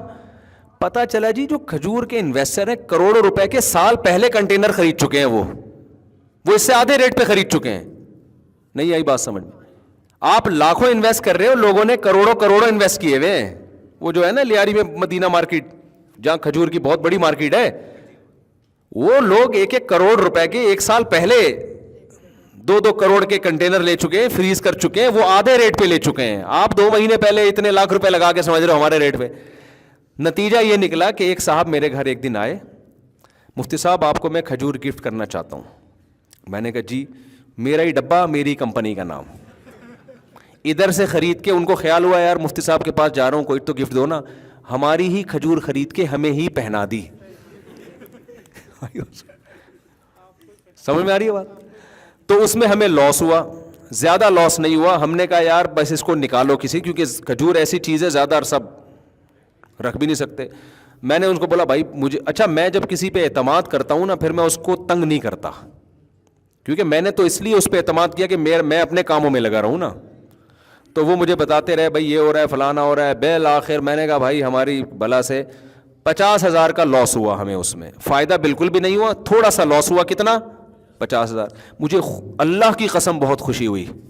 مجھے خوشی اس کی ہوئی کہ میں نے کہا اگر 50,000 ضائع کر کے مجھے یہ پتہ چل گیا نا, یہ علم آ گیا کہ ہم کھجور کا بزنس نہ کریں, یہ بہت بڑا فائدہ ہوا ہے مجھے, اور حقیقت بتا رہا ہوں میں نے کہا یہ لاکھوں کا بھی نقصان ہو سکتا تھا. اللہ نے صرف 50,000 کا نقصان کروا کے ہمیں یہ نالج دے دی کہ تمہارے باپ کا کام نہیں ہے یہ, تم کچھ اور کرو, یہ کام تمہارے کرنے کا نہیں ہے, اس میں تم سے بڑے بڑے انویسٹر پڑے ہوئے ہیں. اور یہ بھی بندہ ایماندار تھا تو 50,000 کا لاس ہوا, ورنہ آپ بندے کو رکھو آدھی کھجوریں وہ کھا جائے گا. ہاں, وہ کھجوریں پیک کرنے میں خیانت, پھر اپنے رشتہ داروں کو آدھی آدھی قیمت پہ نکال رہا ہے, اور پھر ملازمین کام اتنا نہیں کر رہے ہوتے جتنی کھا رہے ہوتے ہیں. یہ تو ایماندار آدمی ہے تو 50,000 کا. تو میں نے ان کو بھی کہا, میں نے کہا بڑا زبردست ماشاءاللہ, ہمیں یہ ہو گیا کہ ہم اس کے علاوہ کچھ اور کریں گے یہ کام. تو یہ کیا کہہ رہا تھا میں, آئی بات کہاں سے؟ ہاں, تو اب انہوں نے دیکھو مکان بیچ دیا اور بزنس کر رہے ہیں. تو اللہ کے بندو, مکان بیچنے سے پہلے بزنس کا سوچو کہ کرنا کیا ہے. اب تو بک گیا تو پیسے برباد ہو جائیں گے. تو جب تک نہیں آتا فوراً سے پہلے دوسرا پلاٹ خرید لو یا مکان خرید لو فوراً سے پہلے, ورنہ یہ پیسے کیا ہوں گے. حدیث میں آتا ہے نہ پراپرٹی بناؤ نہ بنی ہوئی کو ضائع کرو. یہ حدیث کا مفہوم ہے. بنانے کا مطلب یہ کہ جو ہوس میں بنا رہے ہوتے ہیں لوگ, جس کی میں مخالفت کرتا ہوں. اگر بزنس کے پوائنٹ آف ویو سے بنا رہا ہے یا پیسے اسٹور کرنے کے لیے کہ بچوں کے کام آئیں گے, وہ ایک الگ بات ہے. لیکن دل کھانے پینے اور ان چیزوں میں جو آپ پہ خرچ ہو رہی ہے ان میں پیسہ لگاؤ نا زیادہ. پراپرٹی میں تو آپ کا باؤنڈ ہو جاتا ہے پیسہ. تو بزنس کے پوائنٹ آف ویو سے یا بچوں کے پوائنٹ آف ویو سے تو ٹھیک ہے, ورنہ تو انسان کی عمر اتنی تھوڑی ہے کہ پراپرٹی میں کروڑوں روپے پھنسا کے وہ بیٹھ جائے. سمجھ رہے ہو کہ نہیں سمجھ رہے ہو؟ تو اس لیے یہ بھائی آپ نے حماقت کی, آدھا بیان سنا آدھا نہیں سنا. اب آپ پیسے لے کے, اب جب بک گیا ہے تو اب آپ ایسا کریں کہ ایسی جگہ پلاٹ خریدیں جو آپ خود جا کے تحقیق کریں کہ یہ پلاٹ کے کاغذ بالکل ایک نمبر ہونا چاہیے, اس کو ویریفائی کرائیں, اور لوکیشن ایسی ہو کہ آپ کو اندازہ ہو جائے. دیکھو جہاں آبادی بڑھ رہی ہوتی ہے وہاں پراپرٹی کی قیمتیں بڑھتی ہیں, تو اس میں اسٹیٹ ایجنٹ سے مشورے کی ضرورت ہی نہیں ہے. آپ دیکھ لو جہاں کچھ کنسٹرکشن کا کام ہو رہا ہے, کچھ مکان بننا شروع ہے, وہاں پلاٹ میں آپ پیسے ڈال دو تو امید ہے انشاءاللہ فائدہ ہوگا. کچھ اسٹیٹ ایجنٹ ایماندار بھی ہیں, ایسا نہیں ہے سارے ایسے ہی ہیں, لیکن مارکیٹ میں بہت تھوڑے ہیں. وہ میں بتاؤں گا نہیں, کیونکہ میں نے بتا دیا تو پھر وہ یہ ہوگا کہ اگر بالفرض کچھ گڑبڑ ہو گئی تو لوگ کس پہ ڈالیں گے بھائی. بعض دفعہ اسٹیٹ ایجنٹ ایماندار ہوتا ہے پھر بھی لاس ہو جاتا ہے, تو لوگ کہیں گے یہ مفتی صاحب نے ہمیں پھنسوا دیا. تو یہ کام کرو ہی نہیں, تبھی ہم رات کو سکون سے سو جاتے ہیں, اللہ کا شکر ہے. اور اپنا پیسہ اتنا لگاؤ کہ ڈوب بھی جائے تو آدمی کہے یار انڈے پراٹھے ہمارے چلتے رہے. انڈے پراٹھے ہمارے لیے سب سے زیادہ ضروری پراپرٹی نہیں ہے, انڈے پراٹھے میرے لیے زیادہ ضروری ہے. وہ ملے مجھے, ایسا نہ ہو کہ بحریہ ٹاؤن میں 25-30 پلاٹ ہیں اور پراٹھا ہضم ہی نہیں ہو رہا آپ کے. ایسے پلاٹ کا کیا کرنا ہے میرے بھائی. کھانے پینے کی جو لذتیں خدا کی قسم پراپرٹی سے 20 گنا بہتر ہیں. کوشش کیا کرو صحت ٹائٹ رہے, کھاؤ پیو موج مستی کرو, اور کھا پی کے جو مرتا ہوا آدمی اچھا لگتا ہے. پراپرٹی اتنی ہے نہ لڈو کھا سکتا ہے شوگر کی وجہ سے, بلڈ پریشر کی وجہ سے نمک نہیں کھا سکتا, اور موٹاپے کی وجہ سے چل نہیں سکتا, اور ڈپریشن میں ہر وقت ٹینشن میں رہتا ہے. تو کیا کرنا ہے ایسی پراپرٹی کا. کھاؤ پیو, بچے ہوں ماشاءاللہ ایسی مزے مزے کی بچے باتیں کر رہے ہوتے ہیں, ان سے دل بہلاؤ, تو یہ زیادہ مزے کی زندگی ہے. پھر بہت پیسہ ہے تو چلو یار ایک پلاٹ بھی لے لیا, چلو یار جب کچھ کرنے دھرنے کو نہیں ہے صدقہ بھی کر دیا تو اب ایک اپنا ذاتی مکان, یہ بالکل لاس میں رکھو. سمجھتے ہو, ہم اس کو سب سے پہلے لے کر آتے ہیں. اچھا بھائی بس بہت میرا غلط ٹائم ہو گیا. یہ کتنی لمبی لمبی پرچی. میاں بیوی کے حقوق بتا دوں؟ آپ کس کے میاں ہو بھائی, آپ کی تو شادی نہیں ہوئی, بچے ہو. جب آپ کی شادی ہوگی تو حقوق بتا دوں گا. کہہ رہے ہیں بھائی میاں بیوی بیسک حقوق یہی ہے کہ عورت شوہر کی اطاعت کرے جائز کاموں میں, اور شوہر اس سے محبت کرے, اس کو عزت دے, اور اس کے تمام خرچے جو بیسک بنیادی خرچے ہیں وہ بھی اٹھائے, اور کچھ غریبی بھی لگائے. غریبی کا مطلب کچھ پاکٹ منی بھی دے دیا کرے, جس کے بارے میں یہ ہو کہ جہاں چاہے خرچ کرو. نیمو نچوڑ قسم کے جو میاں ہوتے ہیں وہ کہتے ہیں کہ جب تمہارے سارے خرچے میں اٹھا رہا ہوں تو پاکٹ منی الگ سے کیوں لے رہی ہو.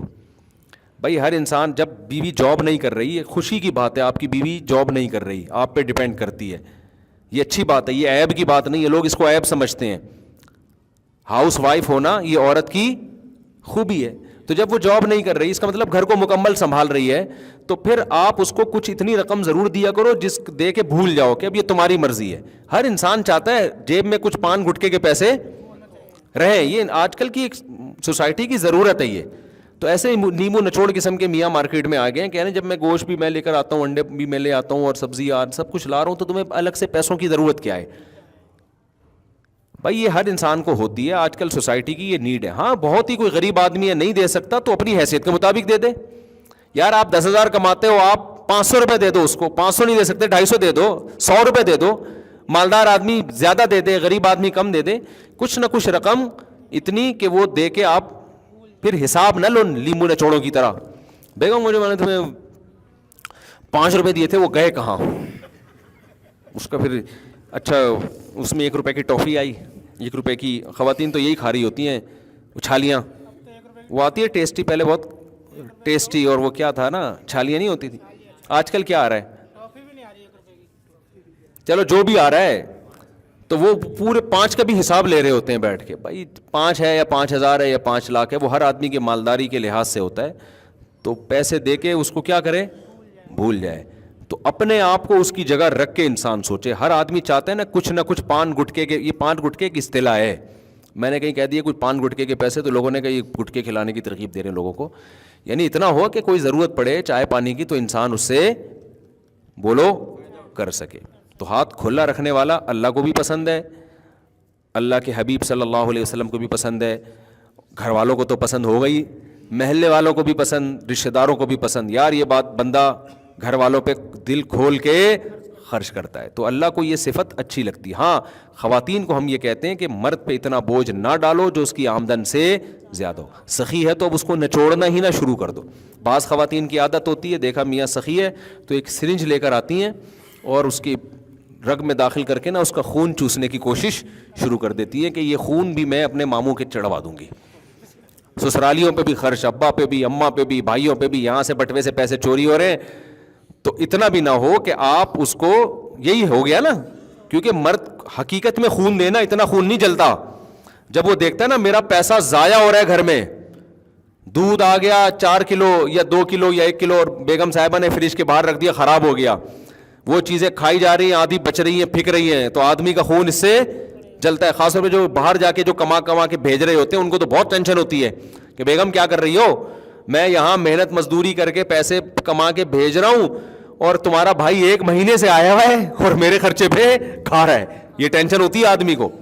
तो इससे जो खून जलता है ना वो सिरिंज की निस्बत ज़्यादा जलता है। तो ये बिल्कुल ऐसे ही है जैसे ख़वातीन ने देखा मियाँ सखी है, खर्च कर रहा है, तो उन्होंने क्या किया कि अब देखा अब्बा में खून की कमी है, अम्मा भी हमारी थोड़ी कमज़ोर लग रही है, भाई भी कमज़ोर, तो यहाँ से सिरिंज से खून लेके अब्बा भाई के चढ़ा दिया तो ये बिल्कुल यही होता है। तो सोच लो मियाँ थोड़े दिनों में आहिस्ता आहिस्ता मार्केट से शार्ट हो जाएगा। तो आदमी को बहुत डिप्रेशन होती है जब उसका पैसा औरत गलत इस्तेमाल करे या इसराफ करना शुरू कर दे।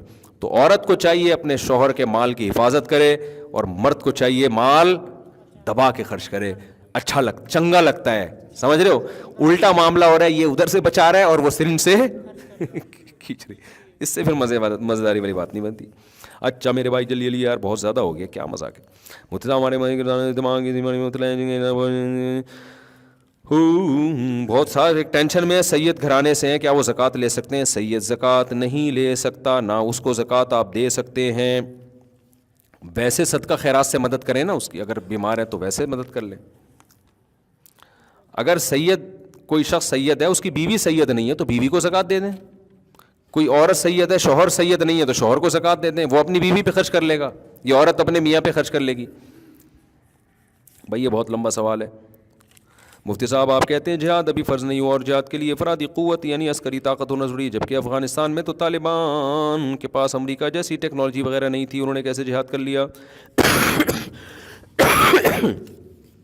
मैं कहता हूँ रियासत के ख़िलाफ़ बगावत जायज़ नहीं है। मेरी बात को हर जगह नहीं फ़िट कर दिया करें, मैं ये नहीं कहता कि जिहाद जायज़ नहीं है, स्टेट के ख़िलाफ़ बगावत जायज़ नहीं है। और एक सूरत में जायज़ है, एक तो स्टेट कुफ्र बवाह यानी आपका अमीर ऐसा काफिर हो जाए जिसके काफिर होने में कोई इख्तलाफ ना हो, बिल्कुल कुफ्र को मुसल्लत कर दे आपके ऊपर। नंबर 2, उसके खिलाफ बगावत की ताकत भी हो। ताकत का मतलब 4 आदमी नहीं कहें कि हम में ताकत है, इतनी हो कि आपके पास ये इतनी बड़ी अफराद में तादाद और असलहा हो कि असबाब की दुनिया में आप उस रियासत का तख्ता उलट के फिर नई रियासत कायम करके उसको चला भी सकते हो, ये भी ताकत हो। उलटना भी काफी नहीं है। और ये चीज मार्केट से क्या है, शॉर्ट है। लिहाजा लोग आपको बगावत पे उकसा के आपकी सलाहियतों को गलत इस्तेमाल करेंगे, आपको मरवाएंगे फौज के हाथों, पुलिस के हाथों, रेंजर्स के हाथों, हुकूमत के हाथों। لیبل بہت اچھا ہے, یہ تمام فقہا کا اتفاق ہے, اور یہ قرآن و حدیث کی واضح نصوص ہیں اس پہ.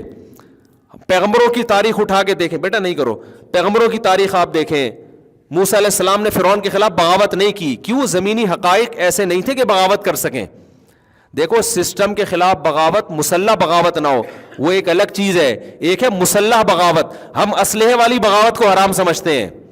کیوں؟ ایک مضبوط اسٹیٹ ہے, مضبوط ریاست. رہا مسئلہ افغانستان کا, تو وہاں ریاست تھی نہیں, وہاں تو جو صدر مملکت تھا نا کابل کا, وہ جب قندھار آتا تو صدارت قندھار چلی جاتی, قندھار سے نکل کے جب وہ ہرات جاتا تو موبائل صدر کہا جاتا تھا اس کو. جہاں جہاں جا رہا ہے صدارت وہاں جا رہی ہے, اس سے پیچھے صدارت نکلتی چلی جا رہی ہے.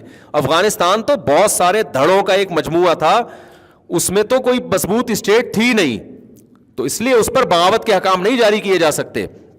اور دوسری بات یہ کہ وہاں تو ایک غیر ملکی نے آ کے حکومت کی نا, امریکہ آیا ہے وہاں پہ, وہاں یہ تھوڑی ہے کہ افغانوں کی کوئی ریاست قائم ہوئی ہو. اگر وہاں بھی افغانستان میں کوئی مضبوط ریاست قائم ہو جاتی, کوئی ایک اسٹیٹ وجود میں آ جاتی, دھڑے ختم ہو جاتے, تو ہم اس کے خلاف بغاوت کو بھی حرام کہتے, چاہے وہ طالبان ہوتے یا کوئی اور ہوتا.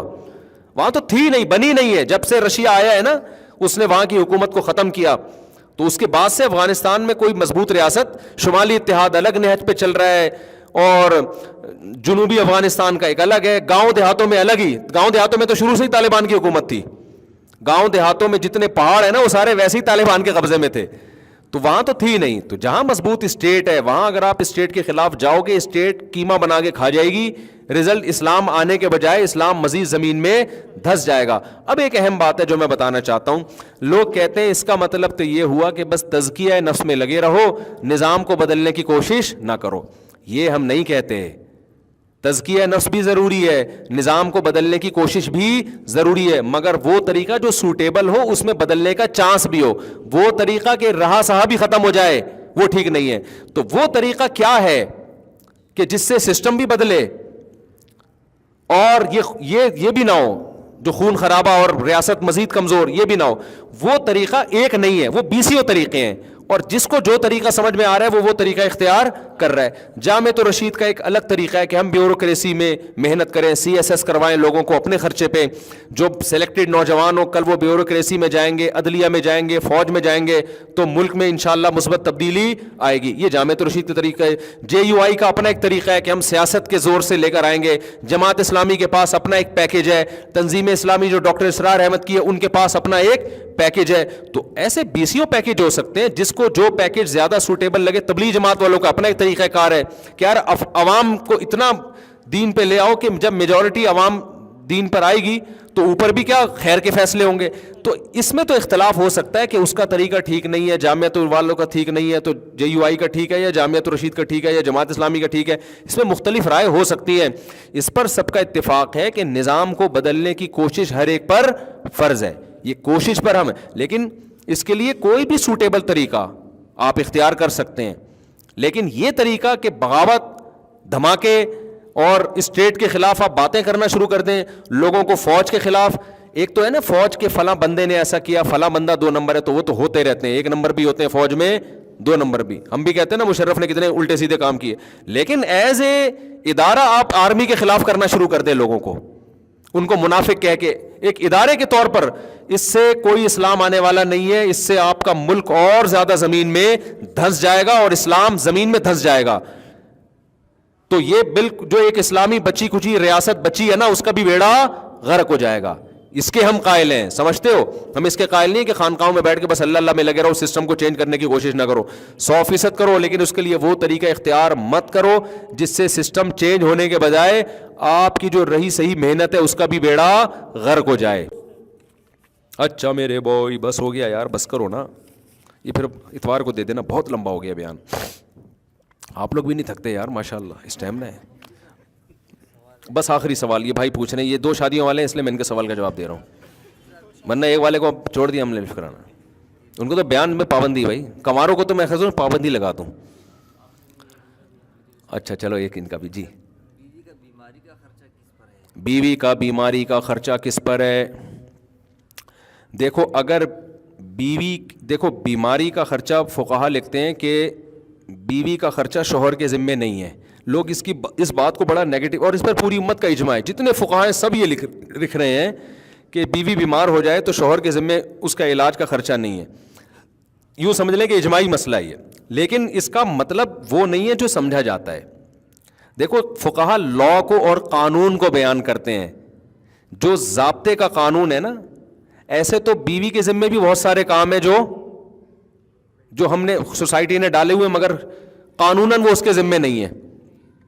نکاح کا جو ایگریمنٹ ہوتا ہے نا, اس ایگریمنٹ کی بیس یہ ہے کہ عورت آپ کو اولاد دے گی, آپ کو برائی سے بچانے کے لیے حلال تسکین کا راستہ دے گی, اور آپ بھی بیوی کو اولاد دیں گے, اور دونوں مل کے اولاد کو پالیں گے. بنیادی جو نکاح کا ایگریمنٹ ہے یہ اس کے لیے. باقی ساری چیزیں کہ وہ کھانا پکا کے دے گی, وہ آپ کے ابا کی خدمت کرے, یہ سب چیزیں اخلاقیات میں آتی ہیں, اور یہ اخلاقی پابندیاں عورت پر لازم ہیں. لیکن اخلاقیات میں وہاں آئیں گی جہاں عرف ہو, کیونکہ قرآن کہہ رہا عاشروہن بالمعروف, عرف کے مطابق ان کے ساتھ چلو. تو ان کو جو ہے نا, ان کو ڈیفائن کرے گا عرف.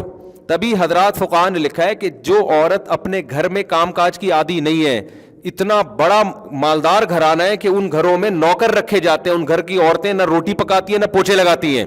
بعض ایسے اس گھر کی عورت سے جب آپ شادی کریں گے تو آپ اس سے روٹیاں نہیں پکوا سکتے, کیونکہ یہ اس کے اسٹینڈرڈ کی کیا ہے, خلاف ہے. لیکن ایک ایسے گھرانے میں آپ نے شادی کی جہاں وہ عورت وہ خود کام کرتی تھی, ان کے گھر نوکر چاکر نہیں ہوتے, کھانا خود پکاتی تھی, تو جب وہ آپ کے گھر میں رخصت ہو کر آئے گی تو اس کی اخلاقی ذمہ داری ہوگی کہ وہ آپ کی خدمت کرے, کھانا پکائے. تو یہ اخلاقیات ہیں, اور اتنی ہے کہ اگر وہ نہیں کرتی تو اس کو تانا بھی دیا جا سکتا ہے. سمجھ میں آ رہی ہے بات؟ لیکن اگر آپ نے اسٹینڈرڈ اوپر ہے تو پھر اس اسٹینڈرڈ میں نہیں ہے. تو بیسک نکاح میں خدمت نہیں ہے. نکاح کی بیسک یہ کہ آپ کو ایک شریکہ حیات مل گیا جو دونوں مل کے آگے اولاد کو پالیں گے. اب نکاح میں یہ والا کانسیپٹ ختم ہو گیا ہے جو اصل تھا. بچے تو پیدا ہو ہی نہیں رہے, باقی سارے اترم پٹرم ایک دوسرے کے کھوپڑی پہ ڈال دیے, بہت ساری چیزیں ڈال دی ایک دوسرے کے ذمہ نا. جو اصل تھا وہ تو مارکیٹ سے کیا ہو گیا, شارٹ ہو گیا. تو اب یہ بات سمجھیں کہ یہ جو حضرات فقہاء بیان کرتے ہیں نا کہ مرد پر علاج بیوی کا لازم نہیں ہے, یہ اس لیے بیان کرتے ہیں کہ سرے سے اسلام میں علاج ہی لازم نہیں ہے. اپنا بھی نہیں ہے تو بیوی کا کہاں سے ہوگا؟ مثال کے طور پر آپ بیمار ہو گئے, بخار ہو رہا ہے, تو کوئی مفتی نہیں کہے گا کہ پیناڈول کھانا شرعن آپ پر واجب ہے. کوئی کہے گا؟ واجب نہیں ہے. ہاں احتیاط واجب ہے. بخار ہو گیا, آپ ٹھنڈ میں بنیان پہن کے بیٹھ گئے, مر جاؤ گے, خودکشی کا گناہ ہوگا. تو پرہیز واجب ہے, علاج سنت ہے, واجب نہیں ہے. آئی بات سمجھ میں؟ لیکن کیا یہ مسئلہ سن کے کوئی آدمی فنٹر بن سکتا ہے کہ بخار ہو رہا ہے تو چونکہ مجھ پر 2 گولی پیناڈول کھانا واجب نہیں ہے لہذا میں تھر تھر کانپتا رہوں گا اور کمبل لے کے اپنا بخار کم کرنے کی کوشش کروں گا, جیسے پرانے زمانے میں لوگ کیا کہ پرانے زمانے میں ہوتا 6 کمبلوں میں لپیٹ دو, پسینہ نکلے گا تو بخار کیا ہو جائے گا, ختم. فوراً کہے گا ابے 2 گولی میں کتنا خرچہ جا رہا ہے, کھا یار. تو اسی طرح جب بیگم بیمار ہو گئی ہے تو جیسے آپ خود 2 گولی پیناڈول کی کھاتے ہو تو سوال پیدا ہوتا ہے جب یہ کماتی بھی نہیں ہے, ہاؤس وائف ہے, اس کے پاس پیسہ بھی نہیں ہے, تو کیوں ظالم آدمی ہے تو پڑوس میں کوئی تڑپ رہا ہو تو آدمی کہتا ہے اس کو جا کے ٹیکا لگا دے, یہ تیری بیوی ہے, تیرے بچوں کو پالے گی. تو اتنا تو اخلاقیات کا تقاضا ہے نا کہ علاج کون کرائے, نہ تو اس کو جاب کرنے دے رہا ہے تو اور نہ خود علاج کر رہا ہے. تو یہ انتہائی درجے کی غیر اخلاقی حرکت ہے. فقہاء نے لا اور قانون بیان کیا ہے, لیکن یہ نہیں وہ جو بیان کر رہے ہیں وہ بھی اپنی بیویوں کا علاج خود ہی کیا کرتے تھے. تو یہ اخلاقیات کا تقاضا ہے.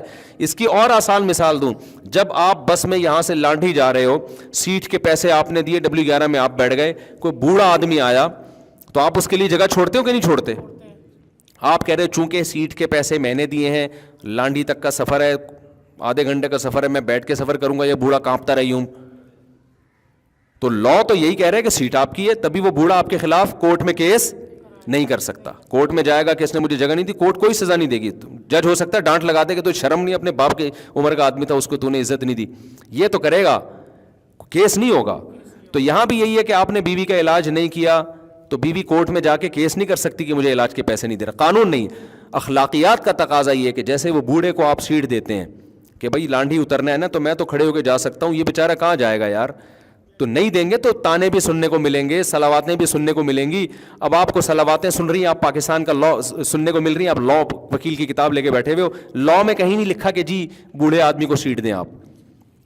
تو یہاں بھی ایسا ہی ہے کہ لا یہ نہیں ہے کہ آپ شریعت کا لا کہ آپ بیوی کا لازمی علاج بھی کرائیں, لیکن یہ اخلاقیات میں داخل ہے. اور جو لوگ کہتے ہیں نا کہ ہم پر بیوی کا علاج واجب نہیں ہے, تو اپنے دامادوں کو پرچی میں لکھ کے دے دیا کرو کہ میری بیٹی جب بیمار ہوگی تو آپ پر اس کا علاج لازم. کیا خیال ہے؟ تو ایسا تو علاج اس لیے کہ اپنا بھی علاج شریعت میں لازم نہیں ہے. تبھی علماء لکھتے ہیں کہ اگر آپ بیمار ہوئے, آپ نے پرہیز نہیں کیا, مر گئے تو خودکشی کا گناہ ہوگا, لیکن پرہیز کیا, علاج نہیں کیا, مر گئے تو خودکشی کا گناہ نہیں ہوگا, بلکہ اس کی نسبت اللہ کی طرف کی جائے گی کہ بھائی بس نہیں ہے. اب ایک آدمی کو بخار ہو رہا ہے, نہیں کھا رہا پیناڈول, فنٹر بنا ہوا. بہت سے ایسے علماء آج بھی ہیں, بڑے بڑے بزرگوں کے واقعات ہیں, انتہائی بیمار ہوتے تھے, ڈاکٹر کو قریب نہیں پٹکنے دیتے تھے وہ, اور ٹھیک ہو جاتے تھے وہ, اور لمبی عمریں پائی ہیں انہوں نے. کئی واقعات ہیں. ابھی میں گیا, ایک 95 سال کے بوڑھے ملے, ہمارے حضرت 78 سال, ڈاکٹر کو نہیں قریب آنے دیا کبھی حضرت نے, تو 80 کے قریب تو پہنچ گئے تھے وہ بھی. تو اس لیے کوئی یہ لازمی چیز نہیں ہے, لیکن ہم بھی کرتے ہیں علاج, کرتے ہیں کہ نہیں اپنا, تو سنت ہے. نبی صلی اللہ علیہ وسلم نے بھی علاج کیا کہ بھئی زیادہ آگے نہ نکلو, آپ جو کر لو, لیکن نارمل علاج ہونا چاہیے. اب اس قانون کا فائدہ یہ ہوا کہ اخلاقیات کا تقاضا ہے کہ بیوی کا علاج کرائیں, لیکن یہ اخلاقیات کا جب ہے جب بیوی کے پاس پیسے نہ ہوں. اگر اس کے پاس اپنا پیسہ ہے تو پھر آپ کی اخلاقی ذمہ داری بھی نہیں ہے, پھر وہ خود کرائے اپنا علاج. پھر بھی آپ کرا دیں تو یہ غریبی در غریبی ہے. اور ہماری سوسائٹی میں الحمدللہ مردوں میں خیر اتنی غالب ہے کہ بیوی کے پاس پیسہ ہوتا بھی ہے تو بھی الحمدللہ شوہر اپنے خرچے پہ علاج کرا رہا ہوتا ہے. یہ ہماری سوسائٹی کا ایک بہت پازیٹیو پہلو ہے جس کی خواتین کو قدر کرنی چاہیے. گوروں میں یہ چیزیں بالکل نہیں ہیں. دیکھو, نان نفقہ تو شوہر پر لازم ہے, چاہے بیوی مالدار ہو یا غریب ہو. ایک عورت کی تنخواہ 10 لاکھ روپے ہے, پھر بھی روٹی پانی گیس بجلی کا بل کون دے گا؟ شوہر. لیکن کیونکہ وہ تو اس کے ذمہ ویسے ہی لازم ہے نا, اس کا عورت کے مالدار یا غریب ہونے سے کوئی تعلق نہیں ہے. لیکن علاج چونکہ لازم نہیں ہے. اب اس قانون کا یہاں نتیجہ نکلے گا کہ اخلاقی پابندی ہے. تو اخلاقی میں یہ ہے کہ بھائی جو بیمار ہے سب سے پہلے اپنے پیسوں سے اپنے اوپر خرچ کرے گا وہ. تو اس لیے خواتین کے پاس اگر باپ کی پراپرٹی ہے, بیمار ہو جاتی ہیں, تو پھر یہاں وہ جیسے زکوٰۃ اپنے پیسوں سے نکالیں گی اپنے سونے کی, وہ شوہر پہ لازم نہیں ہے, لیکن شوہر پھر بھی الحمدللہ دل بڑا کر کے دے دیتا ہے. قربانی عورت اپنے پیسوں سے کرے گی, لیکن ہماری سوسائٹی میں اللہ کا شکر ہے مرد دل بڑا کر کے بیوی کی طرف سے بھی ایک حصہ ڈال دیتے ہیں. تو ایسے ہی بیوی جب بیمار ہوتی ہے, ہمارے گھر میں بھی ایسے ہی, ہمارے گھر میں کبھی کوئی بیماری ہو تو ہم تو نہیں جا کے پوچھتے کہ اس پیناڈول کے پیسے آپ کی جیب میں ہیں یا نہیں ہے. جتنا بھی خرچہ آ رہا ہوتا ہے مکھنچو بن کے مرد ہی اٹھا رہا ہوتا ہے. میں نے غلطی سے اپنی طرف اشارہ کر دیا, یعنی مرد ہی اٹھا رہا ہوتا ہے. تو یہ اخلاقیات ہیں کہ جو چیز واجب نہیں ہے وہ بھی, اور پھر اس کے پاس پیسہ ہے پھر بھی مرد کر رہا ہوتا ہے. تو اچھی بات ہے, کر لینا چاہیے. مرد تو کھلا خرچ کرنے والا اچھا لگتا ہے. سمجھتے ہیں؟ جی جی جی جی. ایک بندہ ایسا کر رہا ہے کہ بھائی یہ پیسے لے آپ کے پاس بچ جائے یا لگ جائے, یعنی کہ بیماری کے لیے وہ دیتا ہے, تو صحیح ہے؟ صحیح ہے. آگے آپ پوچھیں, کیا پوچھ رہے تھے؟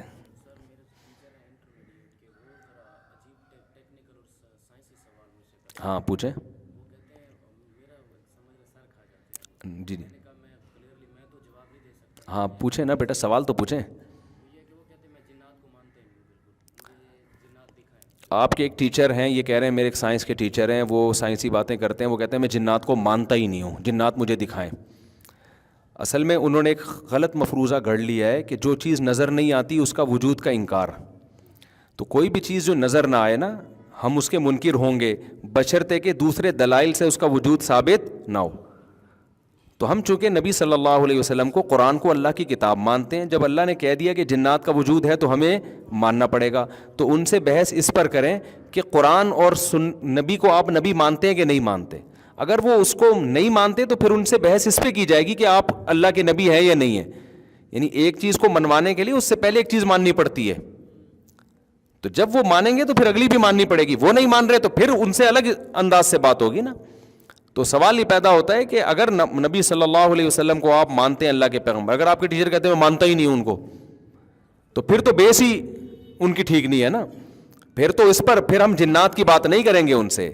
وہ جنات تو بہت بات کی چیز ہے. پھر تو ہم پہلے اس پر آئیں گے کہ نبی صلی اللہ علیہ وسلم اللہ کے پیغمبر ہیں. پہلے دلائل سے یہ ثابت ہوگا, اور یہ سائنس سے ثابت نہیں ہوتا. ہر چیز سائنس سے ثابت نہیں ہوتی. سائنس کے علاوہ بہت, دیکھو کورٹ میں جب کیس چلتا ہے نا کہ اس نے چوری کی ہے, 2 گواہوں پر فیصلہ کر دیا جاتا ہے. سائنس دان تو نہیں, سائنس کی لیب میں لے جائیں تو کوئی نہیں ٹریس کر سکتا جب تک ویڈیو نہ ہو. لیکن ان 2 آدمیوں کی بات کا اعتماد کیا جا رہا ہوتا ہے کہ یار جب کہہ رہے ہیں تو یہ سچے ہیں تو جھوٹ نہیں بولیں گے. سائنسدان کیا کہے گا؟ سائنسدان کہے گا یہ چیز میری دسترس سے باہر ہے, نہ میں اس پہ سائنس کی روح سے ہاں کہہ سکتا ہوں نہ کہہ سکتا ہوں. اب اگر بیان دینے والا سچا ہے تو مان لو, سچا نہیں ہے تو ریجیکٹ کر دو. تو جنات سائنس کی پہنچ سے بالاتر چیز ہے. سائنس نہ یہ کہہ سکتی ہے کہ جنات ہیں, نہ یہ کہہ سکتی ہے کہ نہیں ہے, کیونکہ سائنس نام ہے حصی چیزوں کا, جو مادی چیزوں کا. جنات مادی چیز ہے ہی نہیں, تو سائنس اس بارے میں خاموش ہے. لہذا دوسرے دلائل سے ثابت ہو جائے کہ ہے تو مان لو, نہیں ہوتا تو نہیں مانو. تو ہر چیز کو سائنس ٹریس نہیں کر سکتی ہے, سمجھ رہے ہو. اور باقی اگر کسی دن آپ کے استاذ پہ جن چڑھ گیا تو ان کا باپ بھی مانے گا. جو نہیں مانتے نا ان کو چڑھا نہیں ہوتا, ان کے اوپر یہ دیکھا نہیں ہوتا. باقی اتنا نہیں ہے جنات جتنا عاملوں نے بنا دیا ہے, وہ تو مبالغہ کرتے ہیں, وہ تو ہر ایک پہ جن چڑھایا ہوا انہوں نے, لیکن فی نفسی ہی وجود ہے. تو نہیں تو وہ ان کا لطیفہ سنا دیں. ایک آدمی, ایک گھر خالی تھا بہت عرصے سے, تو مشہور تھا یہاں جنات ہیں, وہ وہی آپ کے ٹیچر کی طرح, بس میں نہیں مانتا جنات کو. تو وہ گیا, نوک کیا دروازہ اور کہا کوئی جن ون نہیں ہے نا, ایسی بکواس ہے. اندر سے ایک صاحب ہے, بھائی جان یہاں میں نے سنا جنات ہیں. کہہ رہے میں تو 500 سال سے رہ رہا ہوں, مجھے تو اب تک کوئی نہیں ملا. تو یہ بے ہوش, 500 سال سے تو کوئی جن نہیں رہ سکتا ہے بھائی, کیا خیال ہے. تو میں نے ایک امریکہ میں ہمارے ایک ریلیٹیو رہتے ہیں, بہت عرصہ ان کا امریکہ میں گزرا, پڑھے لکھے لوگوں سے بھی رہا. میں نے کہا یار امریکہ کے سائنسدان جنات کو مانتے ہیں؟ انہوں نے کہا لیب کے اندر نہیں مانتے, لیب کے باہر مانتے ہیں. بہت سے لوگ ان میں لیب کے باہر مانتے ہیں کہ یار اتنے واقعات ہیں, اتنے مشاہدات ہیں. لیکن ہمیں ان واقعات مشاہدات کی ضرورت نہیں, ہمارے پاس تو قرآن ہے. قرآن نے تو پوری سورہ جن نازل کی ہے. تو فرشتوں کا بھی وجود ہے, جنات کا بھی وجود ہے. یہ سائنسدان کا اس میں ٹانگ اڑانا ہی غلط ہے. یہ ایسا ہی ہے جیسے کوئی میکینک کڈنی کے اسپیشلسٹ کی فیلڈ میں ٹانگ اڑائے, اور یا کوئی جو انجینئر ہے وہ ٹانگ اڑائے میڈیکل سائنس میں. تو میڈیکل سائنس کہے گی کہ تو بھائی اپنے دائرہ کار میں رہنا, تجھے اس کا کیا پتا. تو فرشتوں کا وجود, جنات کا وجود, جنت جہنم, یہ سائنس کی پہنچ سے بالاتر چیزیں ہیں. تو سائنس کو اس میں ٹانگ اڑانے کی ضرورت ہی نہیں ہے, سمجھتے ہو. آگے چلو بھائی, بس ہو گیا, کافی ہو گیا. السلام علیکم.